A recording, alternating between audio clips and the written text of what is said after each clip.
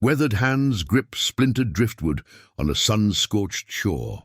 Captain James Blackwood surveys the wreckage of his former life scattered across the pristine beach. Once feared across 7 seas, now abandoned by the very crew he'd led for decades. The taste of betrayal is saltier than the ocean air. His reputation, built on blood and plunder, means nothing on this empty island. All that remains, fragments of his ship, his sea chest, and the crushing weight of his misdeeds. Each piece of salvaged timber becomes more than shelter. It transforms into penance for a lifetime of wrongdoing. The ghosts of those he'd wronged seem to whisper in the island breeze. But can a man truly rebuild himself after a lifetime of destruction? Will the island heal or condemn him? Artifact Captain's Compass, once his guide at sea, now broken but still pointing true north. The first rays of morning light found Captain James Blackwood still sitting on the beach, his weathered face lined with exhaustion and rage. Sleep had eluded him through the night as memories of betrayal played endlessly in his mind. He clutched a small brass object in his palm, his captain's compass. Its glass cracked, but the needle still stubbornly pointing north. "Damn them all to the depths," he muttered, voice hoarse from shouting curses at the empty horizon, long after the silhouette of his ship, the Crimson Tide, had disappeared. First Mate Jenkins had planned it well, waiting until Blackwood had gone ashore to explore this uncharted island before rallying the crew against him. The compass had been a gift from his former captain, old Bartholomew Reed, who'd seen something in the young deckhand Blackwood that others had missed. "A good sailor always knows true north, boy," Reed had told him, "even when the stars are hidden." Now the broken instrument seemed to mock him, rising stiffly.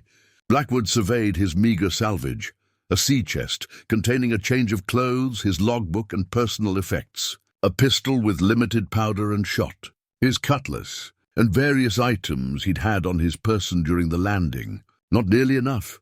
His parched throat reminded him of his first priority, water. Without it, all other concerns were meaningless. Turning toward the island's interior, Blackwood noted the dense vegetation and sloping terrain. Where there were hills, there might be springs. As he trudged inland, the events leading to the mutiny replayed in his mind. The crew had grown restless after months at sea with few prizes. Their last capture, a Spanish merchant vessel, had yielded disappointingly little. Then came the fever that took 5 men in a week. The whispers had started then, that Captain Blackwood's luck had run out, that he was cursed. "Superstitious fools," he growled, slashing at vines with his cutlass. 2 hours of difficult hiking rewarded him with the sound he most needed to hear, the gentle burbling of a freshwater stream cascading down rocks into a small pool. Blackwood fell to his knees beside it, first testing, then gulping the cool water until his belly ached. With his most immediate need satisfied, his mind turned to shelter. The island's weather seemed fair now, but he'd sailed these waters long enough to know how quickly tropical storms could arise. He needed protection, and soon. Returning to the beach by a different route, Blackwood noted useful materials, sturdy bamboo groves, palm fronds for thatching, vines that could serve as bindings. Nature provided if one knew how to take. Taking had always come naturally to him. 25 years as a buccaneer had taught him to see the world as divided simply into things he possessed and things he would possess. Yet here, that mindset seemed suddenly hollow. There was no one to intimidate, no flag to strike fear, no prize to be claimed except his continued breath. By late afternoon, he'd constructed a crude lean-to against a rocky outcropping near the beach. It wouldn't withstand a serious storm, but it would serve until he could build something more substantial. As dusk approached, he managed to start a small fire using his flint and the driest materials he could find. In the flickering firelight, Blackwood examined the compass again. The crack in its face formed a jagged line, like a bolt of lightning dividing his life into before and after. For the first time since the mutiny, a different emotion began to seep through the cracks in his anger. A quiet, unsettling fear. What now, old man? He asked himself, the vastness of his situation settling upon him like a weight. The fire popped and sparked as if in reply. Blackwood's gaze drifted up to the emerging stars. The same stars he'd navigated by for decades, now looking down on him not as Captain Blackwood of the feared Crimson Tide, but as just a man with blood on his hands and time, perhaps too much time, to remember each drop of it. He placed the compass carefully beside him and leaned back against the rock. Tomorrow would require strength. Tomorrow he would begin to build something more permanent. Whether he deserved such permanence was a question his broken compass couldn't answer. Artifact.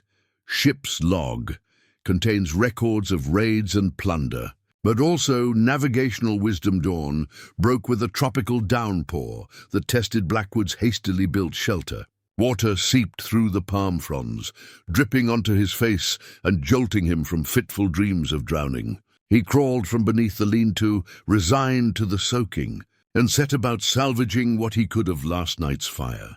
When the rain finally subsided, leaving behind a freshly washed world of vibrant greens and blues, Blackwood returned to the beach to continue sorting through his sea chest. At the bottom, wrapped in oilskin, he found his ship's log, remarkably dry despite its journey through the surf. Opening it reverently, he thumbed through pages filled with his precise handwriting. Coordinates, weather conditions, captured prizes, crew disciplinary actions, the accounting of a life spent taking. Yet between these entries were detailed observations of coastlines, seasonal wind patterns, and safe harbors that few knew as intimately as he did. Might be useful yet, he murmured, setting it carefully aside. Blackwood spent the morning exploring the island's perimeter, logbook in hand, making notations on its blank rear pages. The island was larger than he'd initially thought, perhaps 3 miles across at its widest point, with his landing site on the leeward side. A reef protected much of the shoreline, explaining why the Crimson Tide had anchored offshore rather than approaching closer. The sun climbed higher as he catalogued his new domain. A stand of fruit-bearing trees near the stream would provide sustenance. Tracks in the mud suggested wild pigs or similar game. The highest point of the island offered a commanding view, an instinctive consideration for a man accustomed to watching for approaching. Sails, defensible, he noted automatically, before a humorless laugh escaped him. Defending against what, old man? The crabs? From this vantage point, he spotted an inlet on the far side that might serve as a natural harbor for a small boat, if he ever managed to build one. The thought kindled a momentary hope of escape before reality doused it. Even if he could construct a seaworthy vessel, he had no clear idea of their location when he'd been marooned. Returning to his temporary camp by midday, Blackwood was startled by movement in the underbrush. His hand flew to his cutlass before a wild pig burst out, regarding him with suspicious eyes before disappearing into the foliage. Not just tracks, then. Real meat, if he could fashion a proper weapon for hunting. The afternoon was spent improving his shelter and considering more permanent options. The logbook lay open as he sketched rough plans, his mind drawing on memories of structures he'd seen in similar climates during his travels. A proper cabin would require tools he didn't have, but perhaps parts of the island could provide alternatives. He'd seen bamboo used effectively by natives in the Philippines.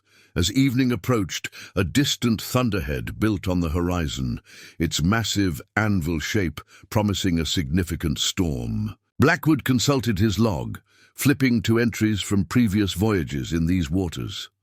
Early for hurricane season, he muttered, running a finger down a page of weather observations from years past. But not impossible. The realization settled heavily upon him. His current shelter would offer no protection against a serious storm. He needed something substantial and quickly. The island's bounty seemed plentiful, but its weather could turn deadly. Setting the logbook aside, Blackwood made his decision. No temporary shelters, no half measures. He would build a proper cabin, something that could withstand whatever the elements threw at him. Not a crude survival hut, but a home. Perhaps the first honest home he'd had since leaving England decades ago. The irony wasn't lost on him. He who had burned villages and raided coastal towns without remorse would now become a builder. He who had made widows and orphans would now create rather than destroy. As night fell and the distant storm flashed silently on the horizon, Blackwood added entries to his log by firelight, the first notations not of conquests or plunder, but of soil types, wood sources and building materials. The familiar action of quill on paper brought a strange comfort, a thread of continuity in a life suddenly unmoored. The last entry for the day was brief. Day 2 on the island. Tomorrow, I begin building what may be my last command, a fortress of one. Artifact, carpenter's adze, salvaged tool that becomes essential for building. Blackwood woke before dawn, mind already racing with plans. First priority tools. Without them, building anything substantial would be impossible. He returned to the wreckage that had washed ashore, methodically combing through splintered wood and torn canvas. His persistence was rewarded when he uncovered a carpenter's adze half buried in sand. The ship's carpenter. Wilkins must have lost it during a repair. The wooden handle was water-damaged, but the metal head remained sound. Blackwood ran his thumb along the curved blade. Testing its edge. "You'll need sharpening, old friend," he muttered. "But you'll do." The tool triggered a memory, a port town in the Carolinas, perhaps 15 years earlier. The Crimson Tide had taken a merchant vessel after a brief skirmish. Among the captured crew was a carpenter, a quiet man with skilled hands. While Blackwood typically pressed able-bodied captives into service or ransomed them, something about this man's dignified demeanor had given him pause. "What's your name, carpenter?" he'd asked. "Thomas Fletcher, sir," the man had replied, looking Blackwood directly in the eyes without fear. "You have family waiting?" Fletcher had nodded. A wife and 2 small children. Against his first mate's objections, Blackwood had ordered the carpenter put ashore with his tools. "A man with such skill should build, not rot on a pirate ship," he'd said, dismissing the matter. He'd forgotten the incident until now. One small mercy in a sea of cruelties. With the adze secured to his belt, Blackwood ventured into the island's interior to select timber. He'd identified several sturdy trees that might provide the framework for his cabin. The location he'd chosen was on slightly elevated ground near the freshwater stream, protected from direct sea winds by a natural formation of rocks. The work was grueling. Without a proper saw, Blackwood had to fell the first tree using his cutlass for initial cuts, then the adze to deepen them until the trunk finally surrendered with a tremendous crack. Sweat soaked his shirt as he stripped branches, muscles burning with unfamiliar exertion. On the Crimson Tide he'd ordered such labor done. As captain, his hands had remained relatively uncalloused. No longer. By midday he'd managed to prepare 3 substantial logs, but moving them to his building site proved another challenge entirely. After several failed attempts, he fashioned a crude rope from vines and dragged them one by one. Progress measured in inches rather than feet. 30 men could do this in an hour, he grunted, straining against the weight. The irony wasn't lost on him. He who had commanded dozens now struggled alone. Late afternoon brought the first major setback. While attempting to notch a log with the adze, the tool slipped on a knot in the wood. The blade sliced into Blackwood's left hand, opening a gash across his palm. Blood welled immediately, running down his wrist in crimson rivulets. He cursed, pressing the wound against his shirt. The cut was deep, but had missed anything vital. Still, infection in this environment could be deadly. Limping to the stream, he cleaned the wound as best he could, then bound it with a strip torn from his increasingly ragged shirt. Careless, he berated himself. Wilkins would have laughed himself sick seeing the captain botch a simple notch. The injury forced him to stop work for the day. Sitting beside his campfire that evening, examining his meager progress, Blackwood felt a wave of despair. At this rate, building even a simple cabin would take months, not weeks. The coming storm season would find him exposed, vulnerable. As darkness fell, he examined the adze by firelight. Despite his injury, the tool represented hope, tangible proof that creation was possible. He'd have to learn patience, develop skill, approach the task differently than he had approached piracy. Raids could be executed with brute force and intimidation. Building required precision and care. Tomorrow, he promised himself, I'll be smarter about it. That night, pain throbbing in his bandaged hand, Blackwood dreamed of Thomas Fletcher, the carpenter he'd spared. In the dream, Fletcher stood beside him, guiding his hands on the adze, showing him how to work with the grain rather than against it. When Blackwood awoke, the pain in his hand had dulled to a manageable ache, and with it came a new determination. He might lack skill, but he had time, perhaps too much of it, to learn. Artifact: silver coin. From his last plunder, now used as a ceremonial cornerstone, the foundation took shape gradually over the next week as Blackwood adapted to working with his injured hand. He'd constructed a crude measure using knotted vines to ensure the cabin's corners formed proper right angles. 20 feet by 15, smaller than his captain's quarters aboard the Crimson Tide, but sufficient for one man's needs. He'd collected rocks from the stream bed, selecting the flattest pieces for the foundation's base. Each stone was carefully positioned, creating a level platform that would keep the wooden structure above the damp ground. As he worked, Blackwood found himself taking unexpected pride in the precision of his efforts. On the 10th day since his abandonment, the foundation was complete. Blackwood stood back, wiping sweat from his brow as he surveyed his work. The afternoon sun cast long shadows across the clearing, giving the simple stone rectangle an almost dignified appearance. Something was missing, though. Something to mark the moment. From his pocket, Blackwood withdrew a Spanish silver dollar, one of 3 he'd had on his person when marooned. It was from their last prize, a merchant vessel bound for Havana. The coin gleamed in the sunlight, the pillars and waves of the Spanish crest clearly visible despite wear. He turned it over in his fingers, remembering the merchant captain who'd surrendered it, a proud Spaniard who'd looked at Blackwood not with fear, but with contempt.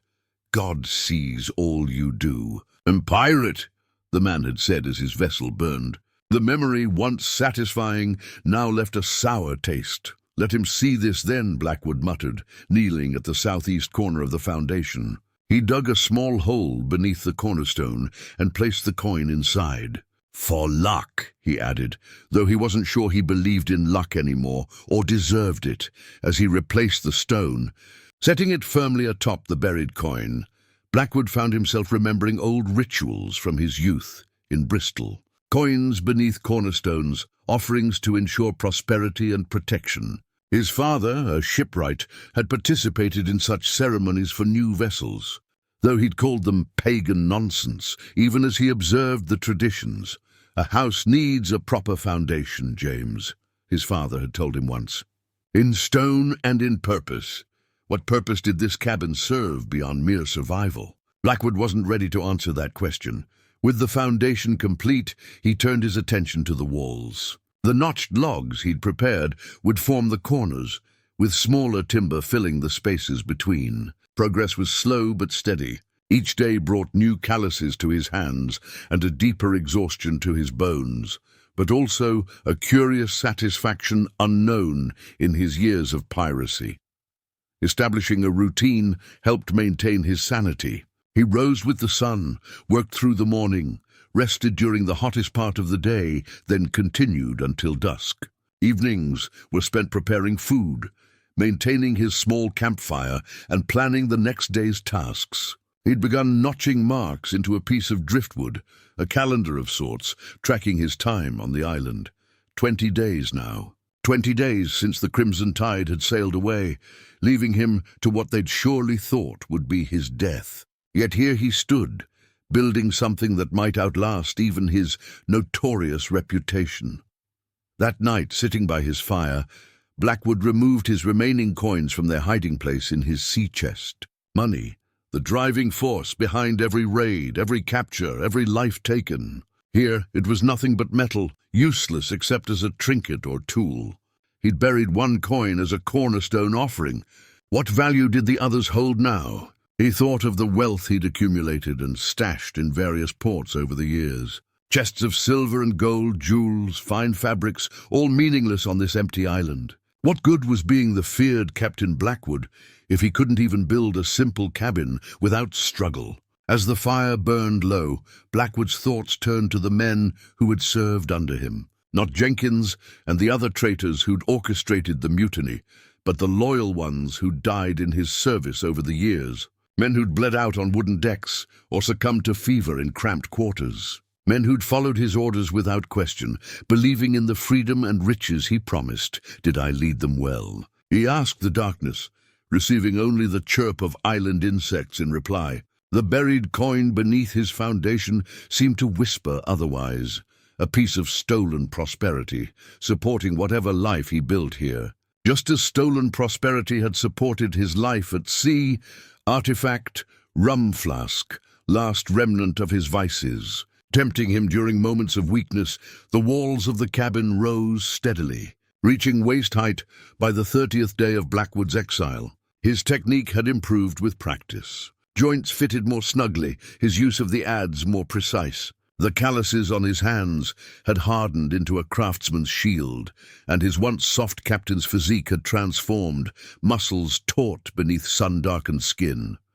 Progress brought new challenges. The higher the walls climbed, the more difficult it became to lift and position the logs alone. Several times, carefully placed timbers had crashed down, narrowly missing him. After one particularly frustrating collapse, Blackwood had stormed off to the beach, cursing the island, the cabin, and most vehemently himself. It was during this moment of rage that his hand brushed against the small silver flask in his pocket. He'd almost forgotten it was there, his personal rum supply, carried habitually for years. When he'd taken inventory after the marooning, he discovered it was still 3/4 full. Blackwood unscrewed the cap, and the rich aroma of aged rum rose to greet him, sweet and familiar. His throat tightened with sudden longing. One drink to dull the frustration, to momentarily forget this godforsaken island and the insurmountable task of building shelter alone. Just one. The flask was halfway to his lips when a memory surfaced. His former quartermaster Owens, who'd lost himself to drink after a raid gone wrong in Barbados. The man had been capable, respected, until rum became his master. Blackwood had eventually put him ashore at Nassau, unable to trust a drunkard with the ship's supplies. What had become of Owens after that? Nothing good, likely. Not yet, Blackwood muttered, lowering the flask without drinking. Not today. He returned to the cabin site with renewed determination. After studying the problem, he devised a system of levers and ropes that allowed him to raise logs to the growing height of the walls. It was slow, awkward work, but by sunset he'd added another complete row of timbers. That evening, exhausted but satisfied, he sat by his fire, cradling the flask, turning it over in his rough hands. The silver surface reflected the dancing flames, distorting them into strange, almost human shapes. For a brief moment, Blackwood thought he saw a face in the warped reflection, not his own, but that of Cooper, the young deckhand who died in a boarding action against a Dutch trader. Blackwood blinked, and the vision vanished, but the memory remained sharp. Cooper had been barely 20, eager to prove himself. When the Dutch captain's pistol ball found him, the boy had looked to Blackwood with such confusion, as if asking why his adventure had ended so quickly. Blackwood had stepped over him to continue the fight, not sparing another thought until the prize was secured. "I should have sent you home to your mother when you first asked to join," Blackwood told the empty air. "Told you there was no glory in this life." The rum flask seemed heavier in his hand. How many decisions had he made with liquid courage warming his belly? How many men had died following orders he'd given with rum-fueled confidence? Blackwood screwed the cap back on the flask and tucked it away. Not tonight. Perhaps not ever. The clarity of sobriety, painful though it might be, seemed necessary for the task before him, both building the cabin and confronting the man he'd been. Sleep came fitfully that night, haunted by dreams of his crew. Not the mutineers who'd abandoned him, but the loyal ones, the dead ones. In the dream, they helped him build, lifting heavy timbers with ghostly hands, offering silent advice as he worked. Cooper was there, young face serious as he held board steady. Owens, too, sober and capable as he'd once been, demonstrating knots that wouldn't slip. Blackwood woke before dawn, the dream still vivid. The cabin site was empty, of course, no ghost crew waiting to assist. Yet as he resumed work with the first light, something had changed. The frustration of building alone had diminished, replaced by a strange sense that this task was not merely for survival, but for something more. By midday, he'd devised a better system for raising the wall timbers. Using counterweights and his own body as leverage, the walls grew steadily, now reaching chest height. For the first time, the structure truly resembled a cabin, rather than just an assembly of logs. Pausing to wipe sweat from his brow, Blackwood studied his creation with critical eyes. "Not pretty," he concluded aloud, "but it will stand." He wasn't certain if he meant the cabin or himself. Artifact, weathered portrait, faded image of a woman from his past, with the walls nearing completion. Blackwood turned his attention to the roof. He'd been dreading this part, creating a structure that would keep out the tropical rains, while withstanding high winds would be his greatest challenge yet. Each morning he studied the shifting clouds, knowing that the storm season drew closer with each passing day. He'd harvested bamboo for the roof frame, discovering that the material, while lighter than timber, possessed surprising strength when properly dried and positioned. The roof would slope steeply from a central ridge, allowing rainfall to cascade off rather than pool. For covering, he'd experimented with several island materials before settling on tightly woven palm fronds, layered in an overlapping pattern. During one of his material-gathering expeditions deeper into the island's interior, a sudden downpour forced Blackwood to seek shelter beneath a rocky overhang. Shivering despite the tropical heat, he retreated deeper into what revealed itself to be a shallow cave. As he waited for the rain to subside, he rummaged through his satchel for his tinderbox to light a small fire for comfort. His fingers brushed against something flat and stiff at the bottom of the bag. Puzzled, he withdrew a small, water-stained miniature portrait in a tarnished silver frame. The image showed a young woman with fair hair and serious eyes, her expression composed yet somehow challenging. "Eleanor," he whispered, the name emerging unbidden after years of deliberate forgetting. Eleanor Winslow, daughter of a Bristol merchant. They had been engaged to marry when Blackwood was still James Holloway, a respectable second mate with prospects for his own command in the merchant service. The portrait had been her parting gift when he'd sailed for the West Indies, promising to return with enough money to establish their household.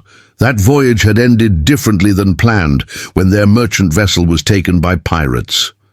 Rather than dying or being ransomed, Blackwood had found himself drawn to the freedom of the pirate life. One voyage became 2, then 5, then a decade. Eleanor and Bristol became distant memories, deliberately buried beneath blood and plunder. Yet here she was, her painted eyes seeming to look directly into his soul across the decades. Had she waited? Surely not. She would have married someone else, lived a full life while he carved his bloody path through the Caribbean. She might even be dead now, an old woman gone to her grave, never knowing what became of her James. "I didn't deserve you," he told the portrait. "You saw something in me that wasn't there, but was that true?" The young man she'd loved had possessed ambition, certainly, but also principles.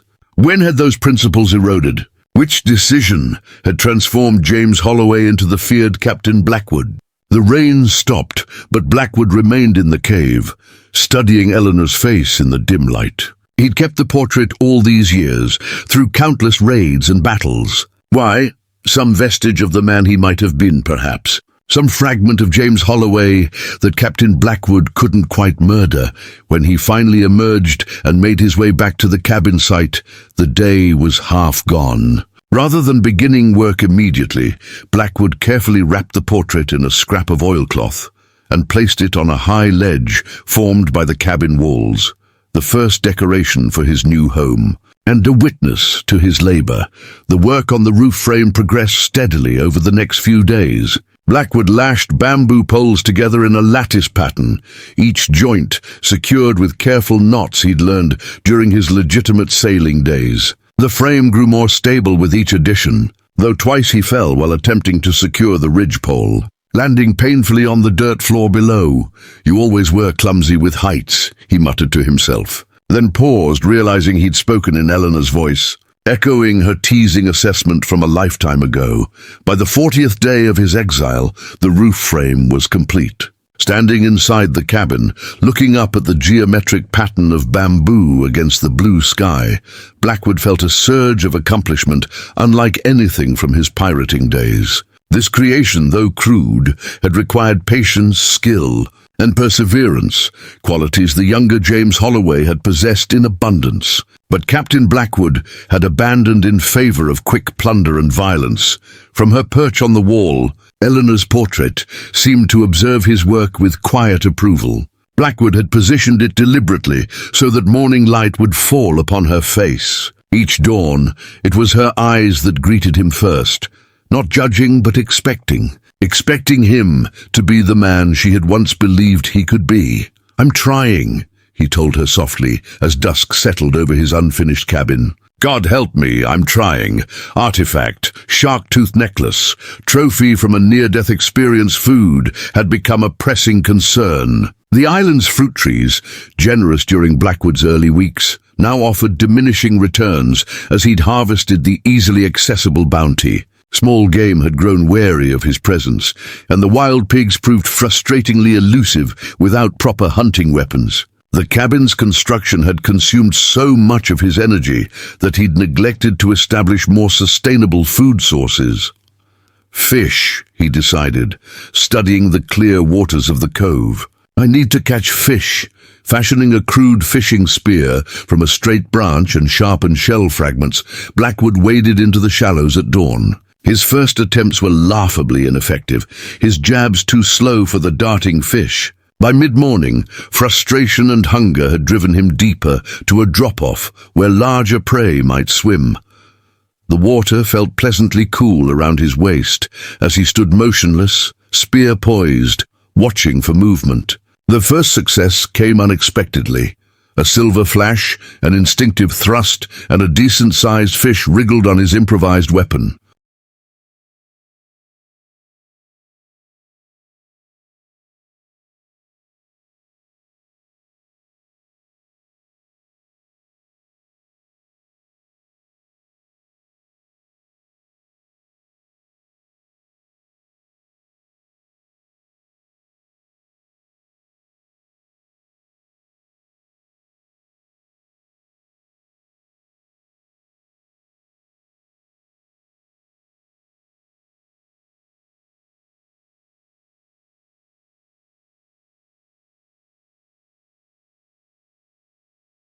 Exhilarated, Blackwood held his catch aloft. "There's dinner!" he crowed to the empty beach. Encouraged, he moved farther along the drop-off, seeking deeper waters. The seafloor suddenly shelved away beneath his feet, plunging him briefly underwater before he regained his footing on the edge. As he sputtered to the surface, something large moved in his peripheral vision, a grey shadow gliding with terrifying purpose. Blackwood froze, primal fear seizing his limbs. He'd spent enough years at sea to recognize the silhouette. Shark. Not massive, perhaps 7 or 8 feet, but more than large enough to kill a man. The predator circled lazily, attracted by the blood of his catch and his own thrashing. Every instinct screamed to flee, but experience told him sudden movements would only trigger the shark's hunting response. With deliberate slowness, Blackwood began backing toward the shore, spear extended defensively before him. The shark continued circling, each pass bringing it slightly closer, 20 feet from shore, 15.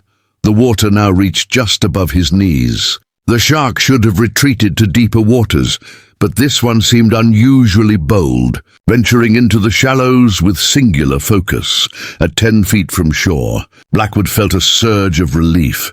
Surely he was safe now. In that moment of distraction, the shark charged, a missile of muscle and teeth. Blackwood pivoted, driving his spear downward with all his strength as the predator's open jaws reached for his leg.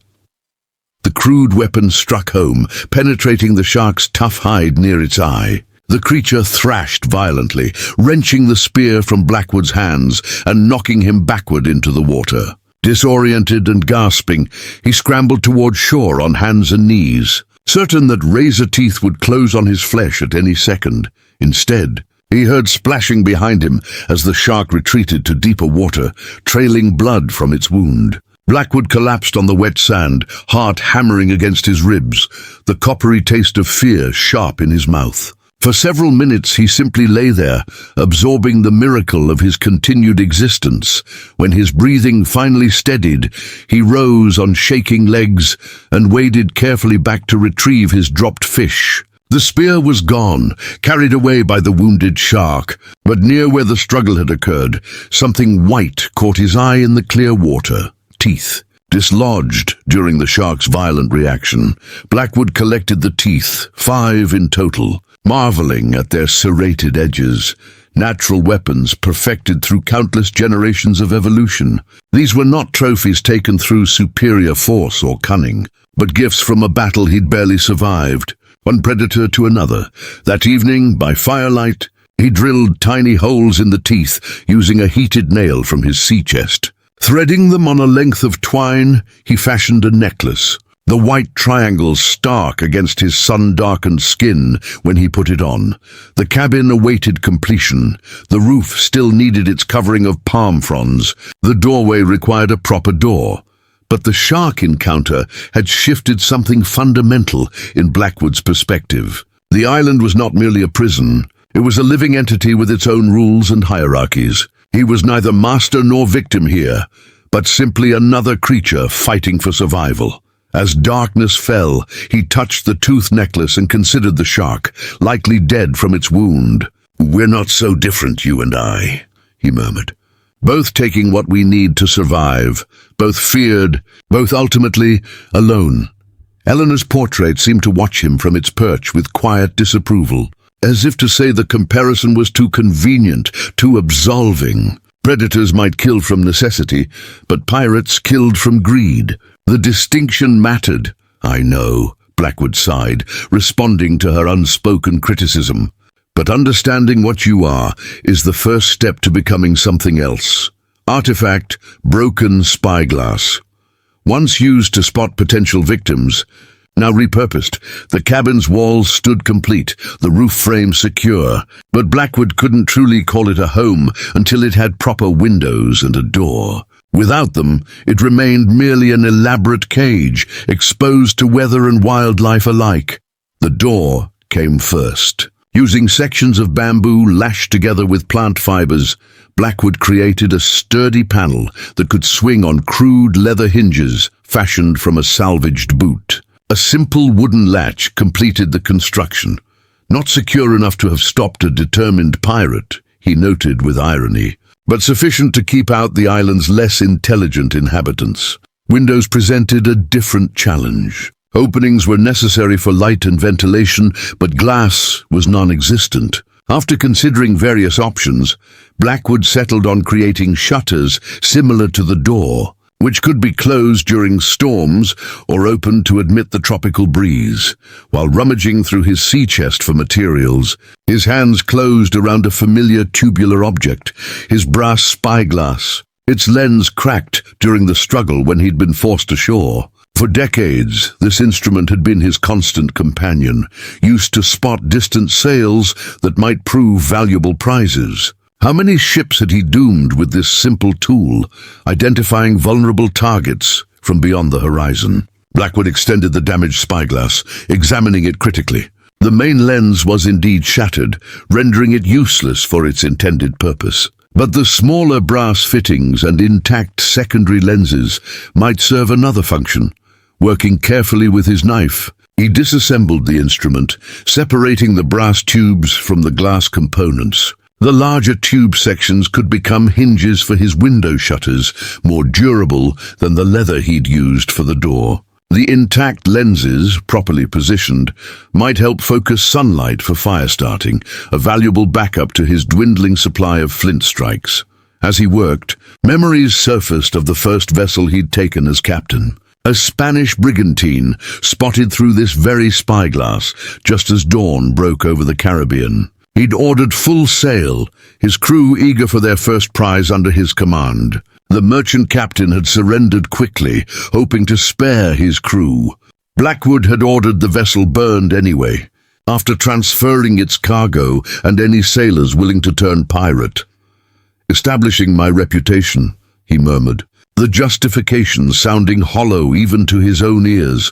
How many times had he trained this spyglass on the horizon, scanning for victims? How many lives had changed course because of what he'd seen through its lens? And now, like him, it would serve a different purpose, creation rather than predation. The symbolism wasn't lost on Blackwood. As he mounted the brass tubes as hinges for his eastern window, he felt a grim satisfaction. The instrument of his piracy would now help protect him from the elements, transformed from a tool of opportunism to one of permanence. By late afternoon, both windows were complete, fitted with swinging shutters that could be secured from inside. Standing in the cabin's center, Blackwood surveyed his creation with critical eyes. The structure was crude by any civilized standard, uneven in places, lacking any decorative touches, but it was solid, weather-tight, and created entirely by his own hands. Stepping outside, he studied the cabin's exterior.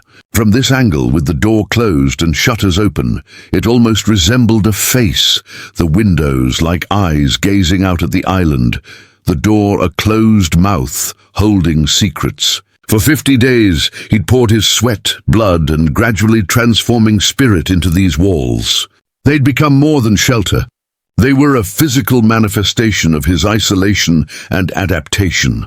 A glint of light caught his attention. Near the western window, one of the smaller lenses from the spyglass had been mounted in the wall itself, catching the setting sun's rays and scattering them in rainbow patterns across the ground. Blackwood hadn't planned this effect. It was pure serendipity, but the dancing colors against the earth seemed appropriate somehow. Beauty emerging unexpectedly from a tool once used for darker purposes.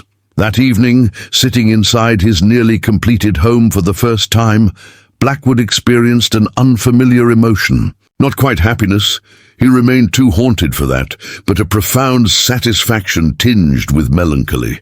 The spyglass components, now incorporated into his dwelling, had been repurposed, just as he himself was being reformed by necessity and solitude. Through the eastern window, he could see the ocean stretching to the horizon. How many ships passed beyond his view now, unaware of his existence on this speck of land? Did the Crimson Tide still sail under Jenkins' command, or had some other pirate vessel or naval frigate sent them to the depths? From predator to prey, the natural order of the sea. "I no longer have the eyes of a hunter," he told Eleanor's portrait, which now rested on a small shelf fashioned near his sleeping place. "Perhaps that's fitting punishment." The portrait offered no reply, but in the gathering darkness, her painted expression seemed somehow less accusing than before. Artifact, captain's coat, symbol of his former authority, now weather-beaten. The change in weather came suddenly, as it often did in these waters. One moment the sky was clear. The next, dark clouds boiled on the horizon, racing toward the island with unnatural speed. Blackwood had been covering the roof with the final layer of palm fronds when he noticed the approaching storm. His years at sea had taught him to read such signs. This was no ordinary squall, but a tropical tempest of significant force. "Damn," he muttered, hastening to secure. The roof covering remained partially unfinished, and he hadn't yet sealed the gaps between logs with the clay and fiber mixture he'd prepared. Working frantically, Blackwood lashed down loose materials and dragged his sea chest inside the cabin. The wind picked up, bending palms at alarming angles and sending debris skittering across the clearing. There was no time to complete the roof properly. Instead, he grabbed an oilskin tarp, salvaged, from the wreckage that had washed ashore, and climbed precariously onto the roof. frame to drape it over the exposed section, the first heavy. Raindrops struck like bullets as he secured the top's corners with rope.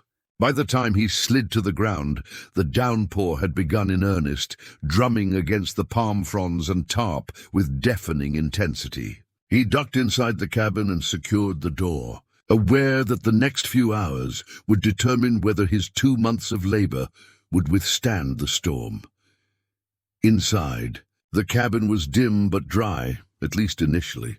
Blackwood lit a small lantern he'd fashioned from shells and animal fat, casting eerie shadows across the walls. The wind howled outside, finding every tiny gap in his construction. Soon, small leaks appeared where the roof met the walls, water trickling down to form puddles on the packed earth floor. As the storm intensified, a section of the tarp tore free, allowing rain to pour through onto his sleeping area. Cursing, Blackwood searched for something to block the breach. His sea chest contained little of use. Clothing, navigational tools, personal effects, none substantial enough to stem the flow. Then his eyes fell upon his captain's coat, hung carefully on a peg by the door. The garment was distinctive, deep blue wool with brass buttons and gold braid at the cuffs, custom-made in Port Royal to his specifications. He'd worn it during boardings to ensure victims knew exactly who commanded their fate. The coat had witnessed countless acts of violence, its authority unquestioned across the Caribbean.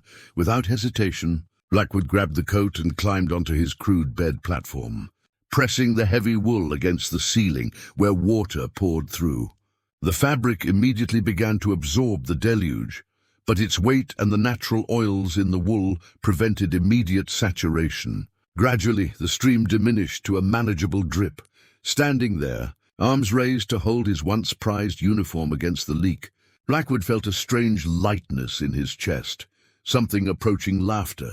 Captain James Blackwood, terror of the shipping lanes, reduced to using his command coat as a makeshift dam. What would his crew think if they could see him now? Fitting, he told the empty cabin, water running down his arms, despite the coat's intervention. You've sprung a leak, Captain. For hours the storm raged, testing every joint and seam of his construction. The wind found new ways to infiltrate, howling through gaps he hadn't noticed during fair weather.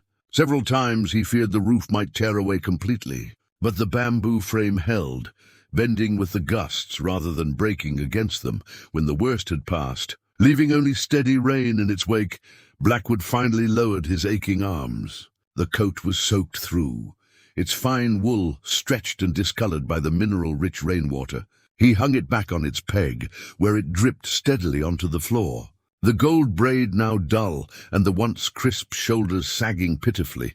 You served honorably today, he told it, the irony of his choice of words not lost on him. The coat had perhaps done more good in this one storm than in all its years, adorning his shoulders aboard the Crimson Tide.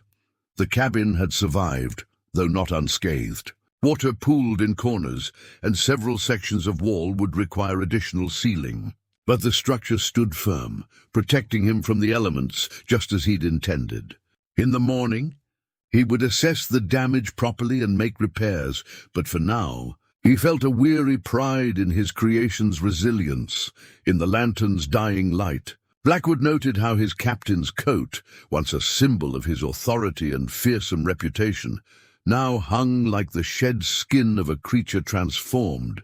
Water had reshaped it just as this island was reshaping him, stripping away pretensions and leaving only what was functional, necessary.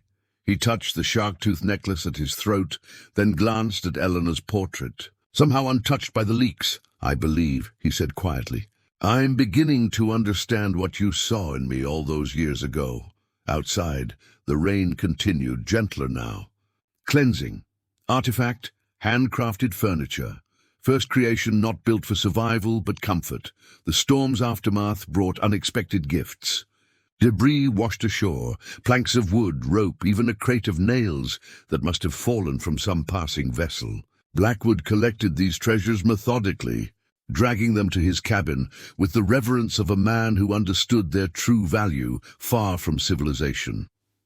With the cabin now weatherproof after post-storm repairs, Blackwood turned his attention to its interior. The earth floor, packed firm but uneven, remained uncomfortable underfoot. His sleeping platform, little more than raised logs covered with palm fronds, left him stiff each morning. The cabin provided shelter, yes, but not comfort. A man needs a proper bed, he decided, surveying his expanded collection of materials. And perhaps a table. A chair. These were not survival necessities like the cabin itself. For the first time since being marooned, Blackwood contemplated creating something solely for comfort rather than need. The distinction felt significant. He began with the bed frame. Using salvaged planks and precious nails, he constructed a rectangular frame raised on short legs to keep it above the potentially damp floor. The work was different from building the cabin, more precise, requiring careful measurements and joints. His hands, once soft with command but now calloused from labor, worked the wood with growing confidence. As he shaped each piece, Blackwood found his thoughts drifting to homes he'd raided over the years. Coastal settlements from Florida to Venezuela had fallen prey to the crimson tide. How many beds like this one had his crew splintered while searching for valuables? How many tables overturned, chairs broken for firewood? "We were locusts," he murmured, carefully driving a nail into the frame. Taking what others had built, the bed took 3 days to complete. Lacking a proper mattress, Blackwood created one from dried grasses, stuffed into a sack fashioned from his spare shirt. The result was surprisingly comfortable, certainly an improvement over bare logs. Lying upon it that first night, he experienced an unfamiliar sense of accomplishment. Unlike the cabin built from necessity, this creation had sprung from a desire to improve, to elevate existence beyond mere survival. The table came next. Using techniques he'd observed in port taverns, Blackwood joined 4 legs to a top made from fitted planks. The surface wasn't perfectly smooth. He lacked proper planing tools, but it stood steady and provided a flat workspace at comfortable height. Upon its completion, he placed Eleanor's portrait at its center, her painted eyes now overseeing his daily meals. "What would you think of my carpentry, Eleanor?" he asked the portrait one evening. Not fine enough for a merchant's daughter, perhaps, but honest work. The chair proved most challenging. Angles and joints that provided both strength and comfort required multiple attempts. His first effort collapsed when he tested it. The second remained standing but wobbled precariously. By the third attempt, Blackwood had developed a better understanding of weight distribution and support. The resulting chair, while crude, allowed him to sit at his table with dignity rather than crouching on a log or the floor. Sitting in his chair at his table in his cabin, Blackwood experienced a profound moment of recognition. Everything surrounding him, every surface, every functional object, had been created by his own hands. Nothing had been taken, stolen, or commandeered. For perhaps the first time in his adult life, he existed in a space entirely of his own making, supported by his own labor rather than the exploitation of others. The realization was both comforting and disquieting. Had it required complete isolation from humanity for him to discover this simple satisfaction? What did that reveal about the man he'd been, the choices he'd made? By firelight, he examined his hands, still bearing scars from the cabin's construction, but now demonstrating a craftsman's capabilities rather than just a survivor's desperate efforts. These same hands had once wielded cutlass and pistol, had signaled attack orders, and accepted surrendered valuables. Now they shaped wood into objects of comfort and utility. "Is this atonement?" he asked the darkness, "or merely adaptation?" Eleanor's portrait offered no answers, but the silence felt less accusatory than before. The chair beneath him, the table before him, the bed awaiting him, these creations stood as testimony to possibilities he'd never considered during his years of taking rather than making. That night, resting more comfortably than he had since the marooning, Blackwood dreamed not of his crew or his victims, but of a small workshop in Bristol, a place he'd never actually possessed, but that seemed strangely familiar nonetheless. In the dream, he crafted furniture for a modest home, Eleanor moving about the adjoining rooms, her voice calling him to dinner. He woke with tears tracking silently down his weathered face, mourning not just Eleanor and what might have been, but the decades wasted pursuing false freedom on the seas. The furniture stood silently in the pre-dawn darkness, humble witnesses to his transformation. Artifact, mysterious idol, found inland, suggesting he's not the first on this island. With his cabin complete and furnished, Blackwood found himself with an unfamiliar abundance, time. No longer driven by the immediate need for shelter, his days stretched before him with fewer urgent demands. This newfound leisure allowed for more thorough exploration of the island's interior, beyond his usual paths to gather materials and food. One morning, after a breakfast of fruit and smoked fish, Blackwood set out with a makeshift pack containing water, his repaired knife, and strips of dried meat. His destination was the island's central highlands, a rocky area he'd glimpsed from the beach, but never properly investigated. The jungle thickened as he moved inland, requiring frequent use of his knife to clear a path. Insects buzzed incessantly around his head, and unseen creatures rustled in the undergrowth. Despite the discomfort, Blackwood found himself appreciating the island's wild vitality, so different from the sterile expanse of the open ocean he'd traversed for decades. By midday, he reached a series of unusual rock formations, smooth boulders stacked in patterns too regular to be entirely natural. Intrigued, he climbed higher, discovering what appeared to be a crude path winding between the stones. Human hands had shaped this place, though clearly long ago. Who were you? He wondered aloud, tracing weathered indentations that might once have been steps. The path led to a small plateau overlooking much of the island. From this vantage point, Blackwood could see his cabin, tiny in the distance, and the sweeping curve of the bay where he'd been marooned. The view was commanding, strategic. Anyone dwelling here would have ample warning of approaching vessels. At the plateau's center stood a circle of stones surrounding a flat rock that resembled an altar. Blackwood approached cautiously, feeling oddly like an intruder despite the apparent age of the site. Kneeling beside the central stone, he noticed something half buried in the soil, a small carved object protruding from the earth. Carefully, he excavated around it, eventually freeing a figurine about the length of his hand.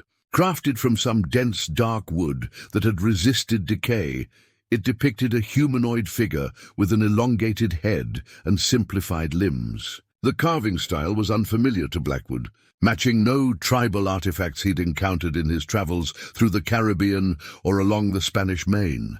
"So I'm not the first exile on this island," he murmured, turning the idol in his hands. The wood felt strangely warm, as though it had absorbed the day's heat, though it had been buried in cool soil. Blackwood had plundered enough native settlements to recognize religious significance when he saw it. This was no mere decoration, but an object of worship or ceremonial importance. Who had placed it here? What fate had befallen them? The island showed no other obvious signs of habitation. No ruins of structures, no remnants of agriculture. As the sun began its westward descent, Blackwood reluctantly prepared to return to his cabin. Something made him hesitate before pocketing the idol. Taking it felt wrong somehow, disrespectful to whatever people had created this place of obvious significance. Yet leaving it half exposed might mean never finding it again. After a moment's consideration, he carefully replaced the figurine in its shallow hole, then marked the location with a distinctive arrangement of stones. He could return, perhaps bring the idol to his cabin later, but not today. Not until he better understood its meaning. The journey back proved more difficult than the ascent. Shadows lengthened across the jungle floor, transforming familiar landmarks into mysterious shapes. Twice, Blackwood took wrong turns, finding himself in unfamiliar terrain before correcting his course. By the time his cabin came into view, dusk had fallen, and he was sweating despite the cooling air. That night, dreams of the idol plagued his sleep.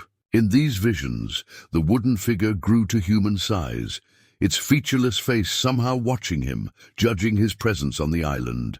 He saw glimpses of the people who had carved it, dark-skinned and adorned with shells, moving through the jungle as naturally as fish through water. They neither welcomed nor rejected him in the dream. They simply witnessed. Morning found Blackwood restless and preoccupied. The idol's existence raised uncomfortable questions. Had its creators left voluntarily or met some darker fate? Were they, like him, castaways who had made the island home? Or indigenous people displaced by European expansion? "I've become the very thing I once hunted," he realized with sudden clarity. A native defending his territory, suspicious of intruders. The irony was not lost on him. Captain Blackwood had participated in the displacement of native peoples throughout the Caribbean, viewing them as obstacles to plunder rather than rightful inhabitants. Now he found himself wondering about the history of this place he'd begun to consider his own. After breakfast, Blackwood made a decision. He would return to the plateau, retrieve the idol, and give it a place of honor in his cabin. Not as a trophy. He'd collected enough of those in his former life, but as acknowledgement that he was merely the latest in a line of inhabitants, temporary custodian rather than conqueror. This island was never mine to claim, he told Eleanor's portrait as he prepared for the journey. Perhaps that's the lesson I was meant to learn here. Artifact, improvised calendar, notches on the wall tracking his transformation. The idol carved into the cabin wall wasn't decorative, simply practical. Each evening, Blackwood used his knife to cut a small, neat notch in a log beside the door. One more day of exile completed, one more day of survival achieved. Initially, this ritual had been mechanical, a navigator's habit of tracking time without proper charts or instruments. But as the row of notches extended along the wall, they'd acquired deeper significance. 97 marks. Over 3 months since the crimson tide had sailed away, leaving him to what they'd assumed would be a lingering death. Instead, he'd built shelter, secured food sources, crafted furnishings, and begun to establish something resembling a stable existence. The notches weren't just marking time. They were measuring transformation. Blackwood ran his fingers along the uneven line, feeling each indentation like braille, telling the story of his isolation. Early marks were deep, angry, carved with the rage of betrayal fresh in his mind. Later ones became more methodical as survival consumed his attention. Recent notches showed greater care, as though time itself had become something to be respected rather than merely endured. 97, he murmured, adding the day's mark with precise pressure. Nearly 100 days a dead man, for surely that's what they believed him to be. Jenkins and the mutineers would have reported Captain Blackwood deceased, perhaps inventing some heroic final battle to explain the absence of the feared pirate captain. His name would have joined the legendary dead of the Caribbean, a tale told in waterfront taverns, embellished with each retelling until the man disappeared entirely behind the myth.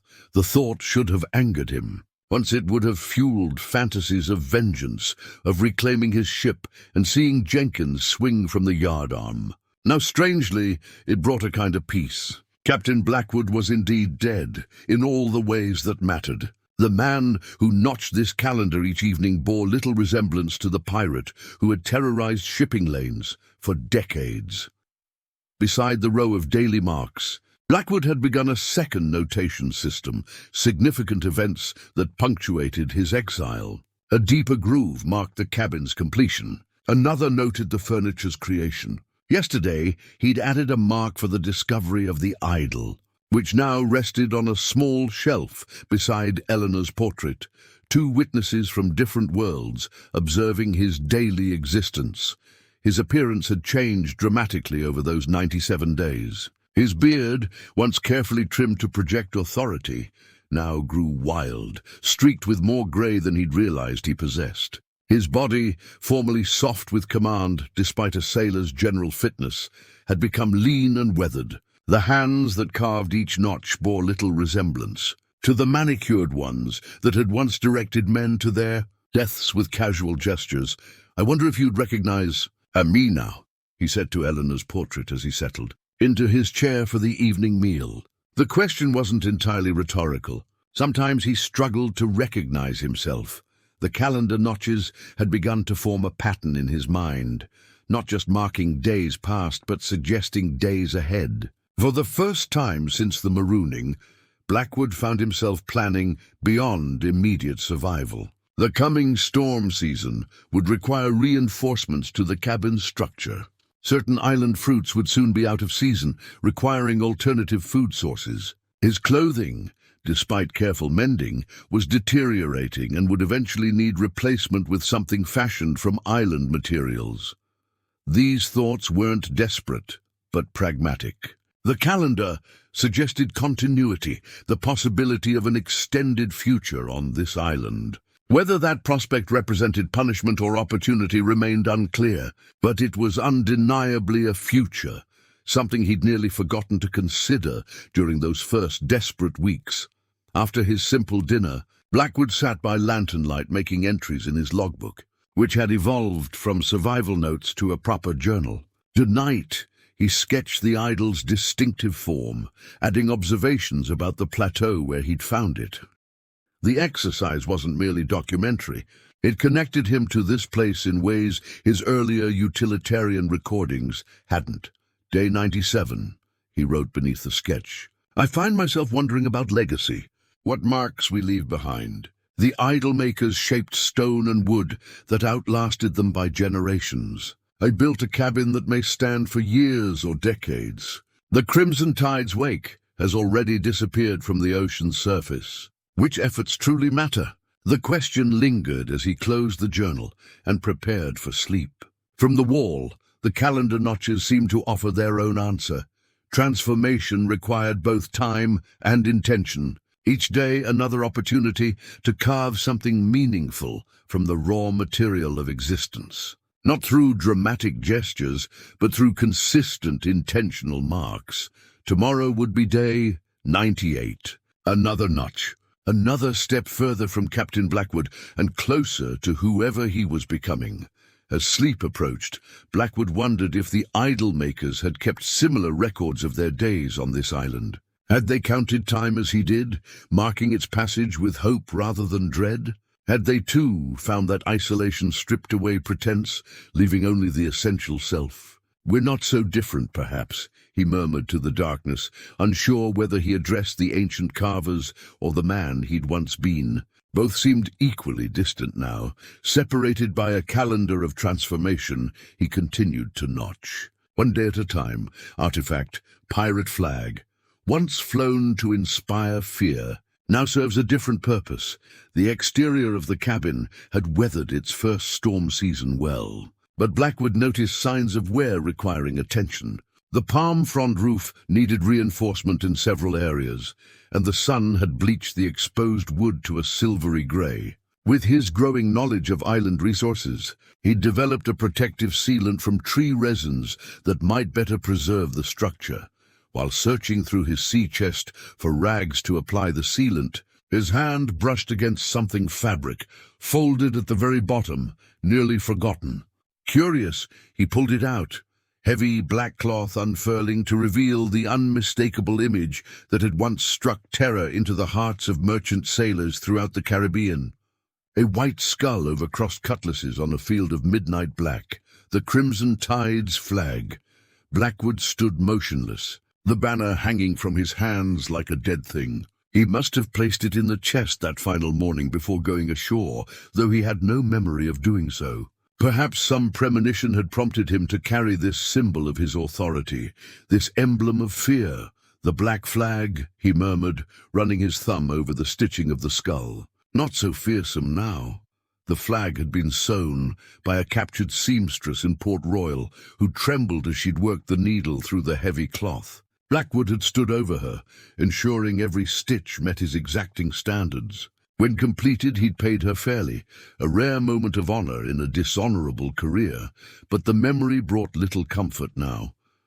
How many times had this flag risen slowly up the crimson tide's mast, a silent announcement that surrender was the only option for survival? How many captains had ordered their colors struck at the mere sight of these crossed bones? The flag had been more effective than cannons in many engagements. Reputation made, manifest in cloth and thread. Now it was simply fabric, potentially useful in ways its creator never intended.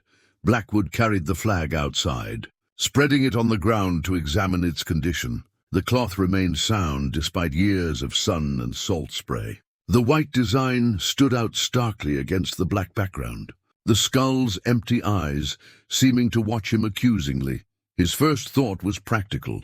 The heavy fabric would make excellent material for a rain catchment system he'd been planning. Got into the right shape, it could channel water from the roof into storage containers during storms. Alternatively, it might serve as additional weather protection for the eastern wall, which took the brunt of seasonal rains. Yet something stopped him from immediately putting knife to cloth. This flag represented more than just his past. It embodied the fear he'd cultivated deliberately throughout the Caribbean. To repurpose it felt symbolically significant, a deliberate transformation of something meant to terrorize into something meant to sustain. "What do you think?" he asked Eleanor's portrait that evening, the flag spread across his table. "Should I make you a fine black dress? Or perhaps curtains for our windows?" The attempt at humor fell flat even to his own ears. Despite his growing distance from Captain Blackwood, this tangible piece of that identity proved unexpectedly difficult to alter. After considerable thought, Blackwood decided on a purpose that felt appropriately transformative. Using careful cuts and his improving sewing skills, he would convert the flag into a protective covering for the cabin's exterior, specifically the eastern wall where his bed stood inside. The skull and cutlasses would face outward, but their meaning would be inverted, no longer a threat to others but a shield for himself. The work took several days. Blackwood cut the heavy cloth into sections, reinforced the edges with extra stitching, and attached grommets fashioned from small shells to secure it to the cabin wall. The skull ended up centered on the exterior, visible to anyone approaching from the east, though there had been no visitors in his nearly 4 months of exile.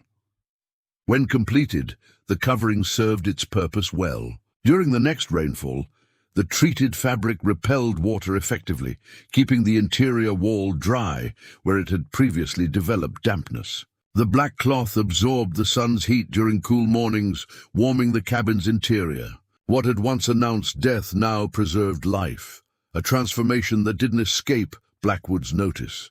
"You've become domesticated. Old friend," he told the skull design while securing the bottom edge one evening. "As have I." From the beach, the cabin now presented a curious sight, a structure built with increasing skill from native materials, partially draped with the unmistakable emblem of piracy. The juxtaposition might have seemed comical from a distance, but to Blackwood, it represented something profound about his journey on the island. The flag that had once flown above the crimson tide now protected a simple dwelling built by honest labor. The feared captain who had raised that flag now spent his evenings practicing violin and cultivating a small garden. The transformation wasn't complete, might never be, but its direction was unmistakable. That night, as rain pattered against the repurposed flag, Blackwood slept soundly, no longer haunted by dreams of his crew. The skull that had watched over so much violence now stood guard over his peace, its empty eyes facing not toward potential victims, but toward the rising sun of each new day. On the wall calendar, Blackwood added another notch, day 120. 4 months of exile. 4 months of rebuilding more than just a cabin. Artifact, survivor's journal, new log documenting his redemption journey. With his cabin completed and relatively weatherproof, Blackwood found himself drawn to more reflective pursuits during the quiet evenings. His ship's log, once filled with navigational data and accounts of prizes taken, had gradually transformed into something more personal. The entries had evolved from terse notes on survival to increasingly thoughtful observations about the island and his place within it. On the night of his 125th day of exile, Blackwood sat at his table by lamplight and opened the log to a fresh page. Instead of his usual daily entry, he began a comprehensive account of his time on the island, a testament to what he'd accomplished and learned. "I have built a home," he wrote, the words feeling strange yet true beneath his pen. "Not a temporary shelter or a strategic outpost, but a dwelling meant to last. Its walls stand straight despite my initial clumsiness. Its roof keeps out rain and sun alike. Within its confines, I have created a life unimaginable to the man who stood on this shore 4 months ago, cursing his betrayers."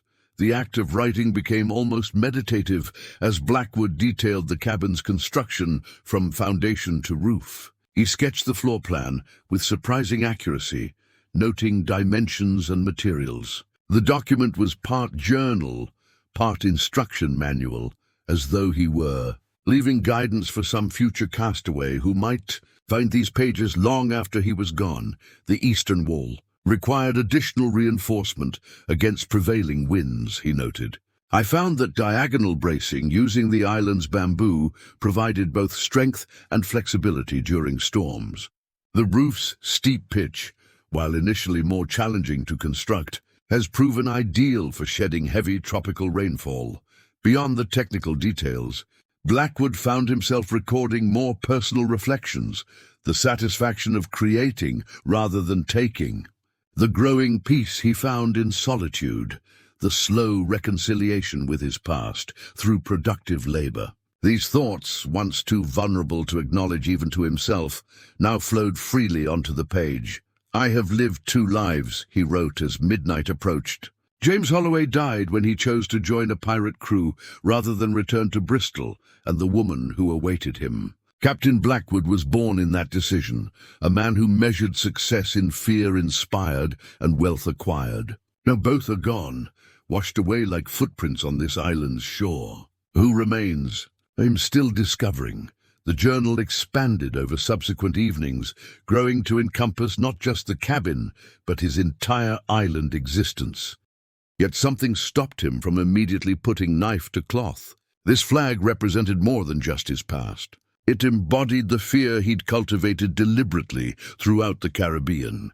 To repurpose it felt symbolically significant, a deliberate transformation of something meant to terrorize into something meant to sustain. "What do you think?" he asked Eleanor's portrait that evening, the flag spread across his table.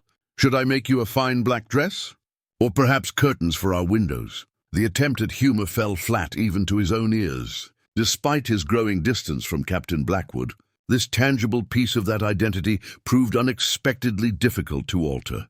After considerable thought, Blackwood decided on a purpose that felt appropriately transformative. Using careful cuts and his improving sewing skills, he would convert the flag into a protective covering for the cabin's exterior, specifically the eastern wall where his bed stood inside. The skull and cutlasses would face outward, but their meaning would be inverted. No longer a threat to others, but a shield for himself. The work took several days. Blackwood cut the heavy cloth into sections, reinforced the edges with extra stitching, and attached grommets fashioned from small shells to secure it to the cabin wall. The skull ended up centered on the exterior, visible to anyone approaching from the east, though there had been no visitors in his nearly 4 months of exile. When completed, the covering served its purpose well. During the next rainfall, the treated fabric repelled water effectively, keeping the interior wall dry where it had previously developed dampness. The black cloth absorbed the sun's heat during cool mornings, warming the cabin's interior. What had once announced death now preserved life, a transformation that didn't escape Blackwood's notice.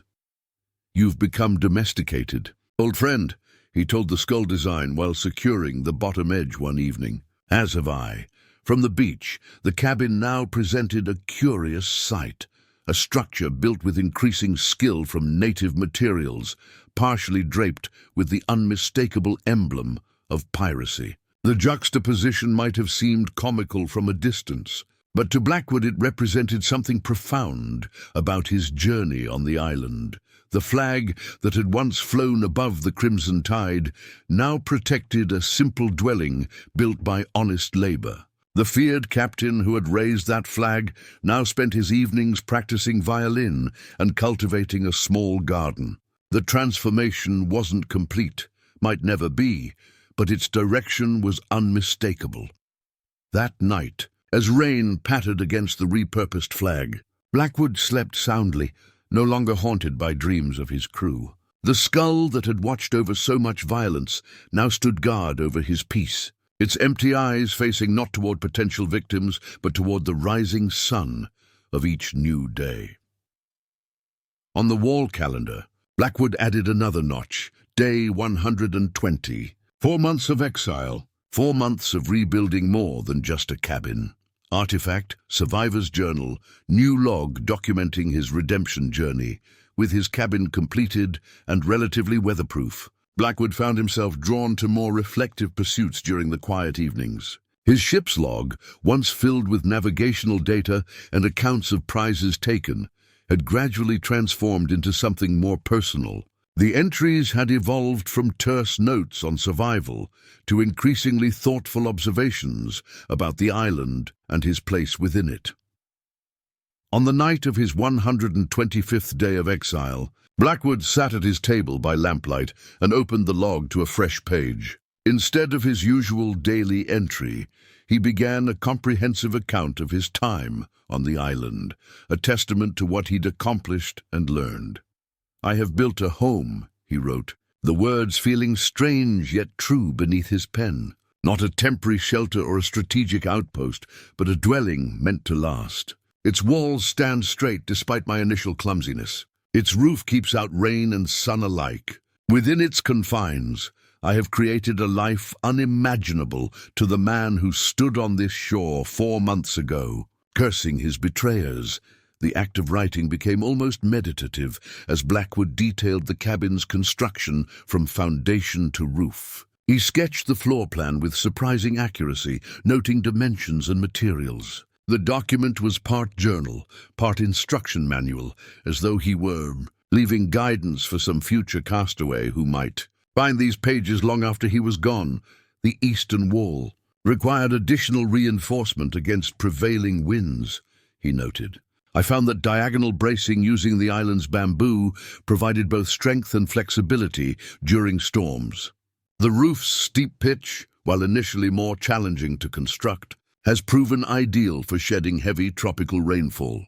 Beyond the technical details, Blackwood found himself recording more personal reflections, the satisfaction of creating rather than taking, the growing peace he found in solitude, the slow reconciliation with his past through productive labor. These thoughts, once too vulnerable to acknowledge even to himself, now flowed freely onto the page.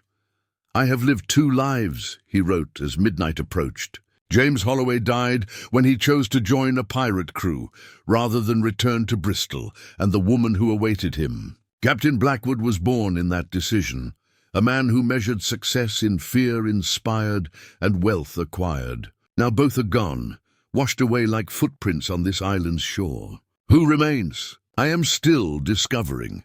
The journal expanded over subsequent evenings, growing to encompass not just the cabin, but his entire island existence. Blackwood documented the locations of useful plants, the migration patterns of birds he'd observed, the best fishing spots during different tidal conditions. He recorded his experiments with island materials, which woods burned cleanest, which plants yielded fibers strong enough for cordage, which clay deposits produced the most workable material for his crude pottery attempts.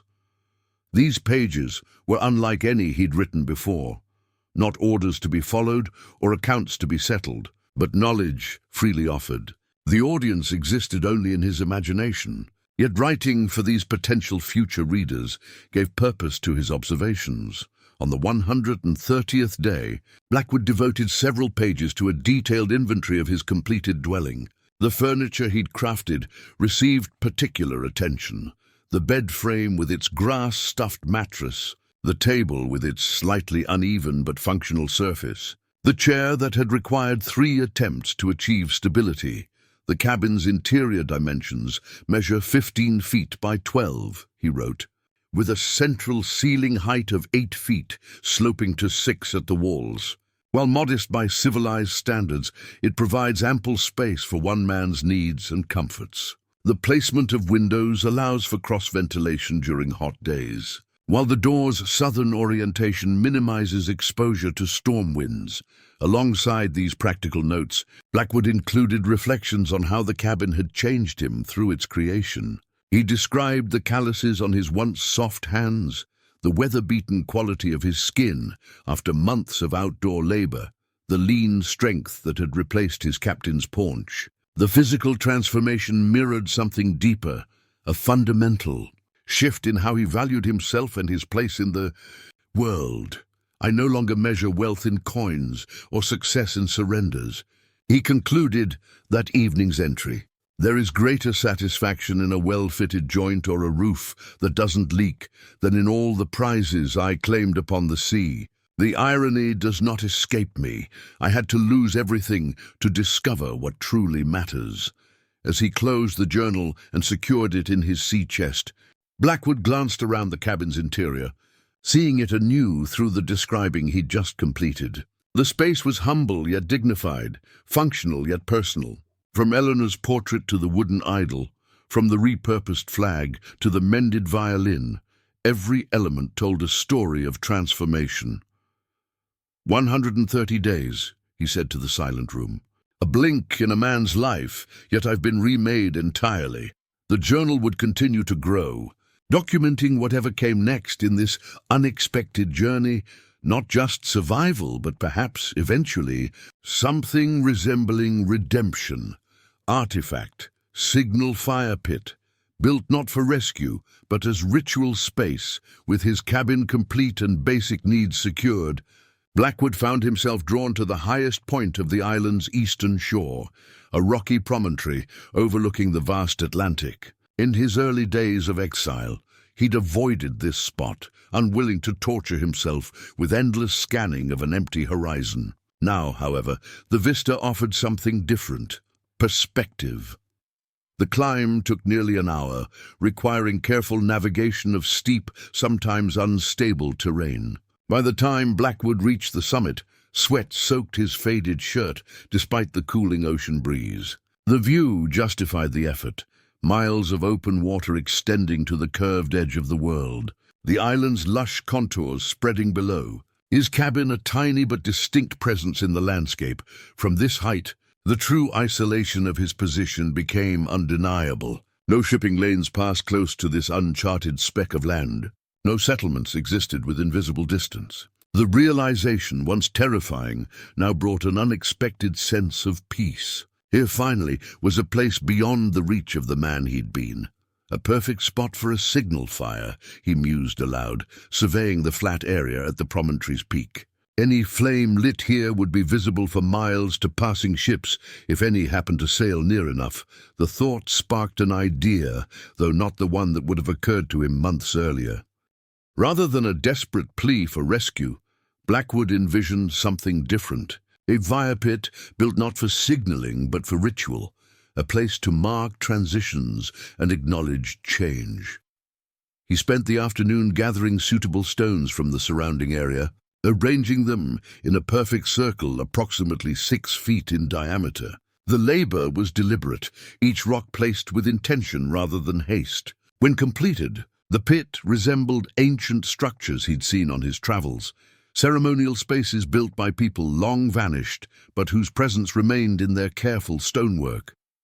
What exactly am I building here? He asked himself, as the sun began its westward descent. The answer remained elusive, but the work felt necessary nonetheless. Blackwood returned to his cabin as darkness fell, but the fire pit occupied his thoughts through the evening.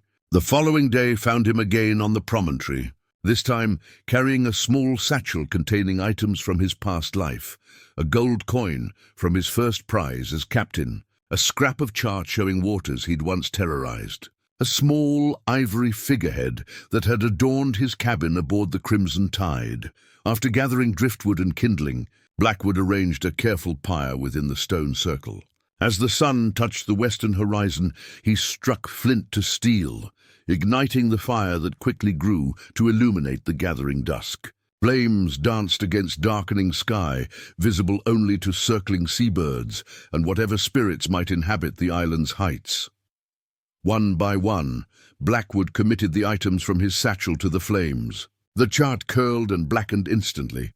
The coin gleamed momentarily brighter before disappearing among the coals. The ivory figurehead, a mermaid with an enigmatic smile, took longest to surrender. Its features gradually erased by heat until it too was consumed. "I release you," Blackwood said to each item. Though whether he addressed the objects themselves or the man who had valued them remained unclear even to him. The ritual complete, he sat beside the fire as stars emerged overhead, the same stars that had guided his ship through countless raids and escapes. They seemed different now, their light touching him not as Captain Blackwood, but as someone new, someone still emerging from the chrysalis of isolation. In the fire's dying light, movement at the circle's edge caught his attention. A small figure stood watching, humanoid but indistinct, its features obscured by shadow despite the nearby flames. Blackwood froze, heart hammering against his ribs. Was this hallucination born of solitude and flickering light? Or something else, perhaps the spirit of whoever had carved the wooden idol he'd found? "Who's there?" he called, voice steady despite his shock. The figure made no response, but seemed to incline its head slightly before stepping backward into darkness. When Blackwood scrambled to his feet and circled the fire pit, he found nothing, no footprints in the rocky soil, no disturbance to suggest anyone had stood there moments before. "I'm becoming a superstitious old fool," he muttered, though without conviction. The island had already proven itself more complex than mere geography. Why not this additional mystery? Returning to the fire, Blackwood fed it with the last of his gathered wood. Whether the figure had been real or imagined, its appearance felt significant. Acknowledgement from the island itself that his ritual had meaning beyond mere symbolism. By the time the fire burned down to embers, full night had embraced the promontory. Blackwood made his careful way back to the cabin guided by moonlight, his thoughts quieter than they'd been since the marooning. The signal fire, never intended to summon rescue, had instead called something equally important: acceptance. That night, his sleep came deeper than usual, untroubled by dreams of his former crew or victims. When he woke at dawn, Blackwood added another notch to his wall calendar, day 135, with the distinct sense that some threshold had been crossed, some transformation acknowledged by more than just himself. The fire pit remained on the promontory, visible from certain angles near his cabin, a reminder that some signals weren't meant for others but for oneself. Not a beacon guiding ships toward him, but a marker illuminating the path he'd already traveled from Captain Blackwood to whoever he was becoming. Artifact? Distant ship's lantern. Seen offshore. Forcing final choice, dawn broke on the 120th day with unusual clarity, the air washed clean by overnight rain. Blackwood emerged from his cabin to find the island gleaming in the early light, droplets clinging to leaves and grasses, transforming the familiar landscape into something magical. His morning routine had become almost meditative, checking his small garden of transplanted edible plants, inspecting the cabin's exterior for weather damage, gathering fresh water from the stream. These simple tasks, once merely survival necessities, now brought a quiet satisfaction he'd never known during his years commanding the Crimson Tide. After breakfast, Blackwood carried his mended violin to a flat rock overlooking the cove. His playing had improved marginally over weeks of practice, not enough to impress any true musician, but sufficient to produce melodies recognizable to his own ear. This morning he attempted a gentle air he half remembered from his youth in Bristol, the notes mingling with seabird cries and wave sounds. Midway through the piece, something on the horizon caught his attention. Lowering the violin, he squinted against the sun's reflection on water. A distant shape broke the clean line where sky met sea, too substantial to be a cloud, too regular for a whale's breach. A ship. For several heartbeats, Blackwood simply stared, disbelieving. 4 months without seeing a single sail, and now this vessel, small but unmistakable, tracking along the horizon perhaps 5 miles offshore. His first instinct, honed by decades of piracy, was to assess the ship's capabilities and vulnerabilities. Square-rigged, two-masted, likely a merchant brig rather than a naval vessel. Moving at moderate speed with the favorable wind, well handled judging by her trim. Under different circumstances, she might have been a tempting prize. That thought jarred him from his analysis. He was no longer Captain Blackwood, calculating approach vectors and escape routes. He was a castaway with an opportunity for rescue if he acted quickly. The signal fire pit stood ready on the promontory. A flame lit there would be visible to the passing ship. Even if they didn't immediately investigate, they might report the sighting at their next port of call. Within weeks, curiosity seekers or salvagers might arrive to investigate. Blackwood's hand moved automatically toward his flint and steel, then stopped. What exactly would rescue mean?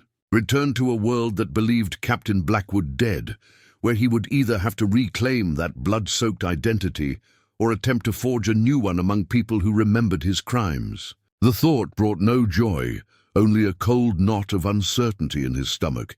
He glanced back at his cabin, its thatched roof and sturdy walls now as familiar as any home he'd ever known. Inside were the furnishings he'd built with his own hands, the calendar documenting his transformation, the portrait of Eleanor witnessing his daily existence. 4 months ago, this island had been his prison.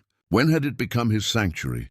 The ship continued its slow progress across the horizon, unaware of the drama unfolding in one man's heart. Blackwood followed its movement, aware that each passing minute decreased the likelihood of the vessel. Spotting any signal he might light, the decision crystallized not as a conscious thought, but as a physical sensation, a profound lightening throughout his body, as though he'd set down a burden carried so long he'd forgotten its weight. With deliberate calm, he returned the flint and steel to his pocket. Let the ship pass. Let the world continue to believe Captain Blackwood lost at sea, as if acknowledging his choice. The breeze shifted slightly, carrying the scent of the island's interior. Rich soil, flowering plants, possibilities he'd only begun to explore. Blackwood lifted the violin once more to his shoulder and resumed playing, not watching as the vessel gradually disappeared beyond the horizon's curve. That evening, seated outside his cabin beneath a canopy of stars, Blackwood made a final entry in his journal. The words came easily, without his usual careful consideration. Today I was offered return to my former world and declined. The choice was neither sacrifice nor surrender, but recognition of truth. James Holloway died decades ago in a decision made from ambition and fear. Captain Blackwood perished on this shore 4 months past. Who remains is neither ghost nor prisoner, but a man building rather than destroying, creating rather than taking. I have found in this uncharted place something I never possessed aboard the Crimson Tide. Freedom, not from constraint, but from who I was. The cabin stands complete after 120 days, not merely shelter, but testament to transformation. Whatever time remains to me, be it months or decades, belongs not to piracy's legacy, but to this island's patient teaching. There are worse fates than to live with one's own hands and heart as the only measures of worth. Blackwood closed the journal and gazed toward the fire pit on the distant promontory, its stone circle faintly visible in the moonlight. No flame burned there tonight, but something equally powerful had been ignited. A choice made, a path taken, a life reclaimed not through escape, but through acceptance. From within the cabin, Eleanor's portrait seemed to watch with quiet approval. Beside it, the wooden idol stood sentinel, perhaps smiling at the island's newest true inhabitant.